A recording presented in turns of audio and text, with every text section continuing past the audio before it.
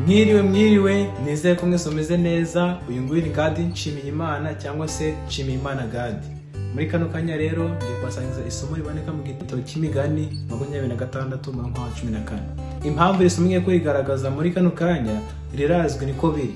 Ariko muri iyi minsi cyangwa se igihe cyose abantu bahora ari abanyabute. Abantu benshi turi abanyabute. Simbuze kubivuga nanjye ndi umunyabute. Hari igihe twumva turyamye kubyuka bikatubera ikibazo. Ariko hano hari isomo ritubwira neza cyane yuko kugira ubute ntacyo bimaze, ahubwo ari byo kutwica gusa. Igitabo cy'Imigani 26:14 hatubwira ngo nkuko urugi ruhindukira ku mapata yarwo niko umunyabute agaragurikira mu buriri bwe.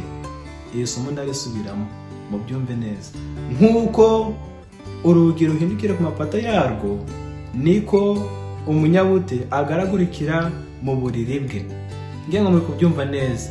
Nkuko urugi ruhara ruhindukira ku mapata yarwo, kwa kundi ukingura. Kwa kundi ukingura ntabwo urugi ruva ku mapata yarwo pe, ruhora ruri haha over and over. Kwa kundi ujyanye mu buriri rero uhora wigaragura ujya ibumoso uhindukira mu mpande z'iburyo n'ibumoso, niko ugenda wumva uri kuryoherwa, wumva n'ibintu bikubereye neza, ukumva kubyuka bikubereye ikibazo. Icyo gihe ntacyo uzigera ugeraho. Sinzi niba uzaryamaga ibintu bikorwe. Kugira ngo ukore ikintu gikorwe neza nuko ubyuka ugakora amaboko mu mufuka, ukumva yuko gukora abikwiye.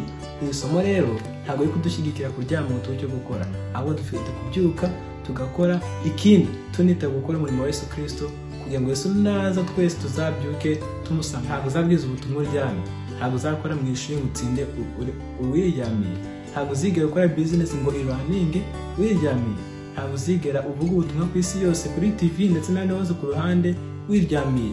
Byuka ukore kuko birakenewe muri kano kanya, igihe kizaza ndetse no mu gihe cyashize. Byose birakenewe uyu munsi. Imana ikomeze kubahana mugire umunsi mwiza mu izina rya Yesu.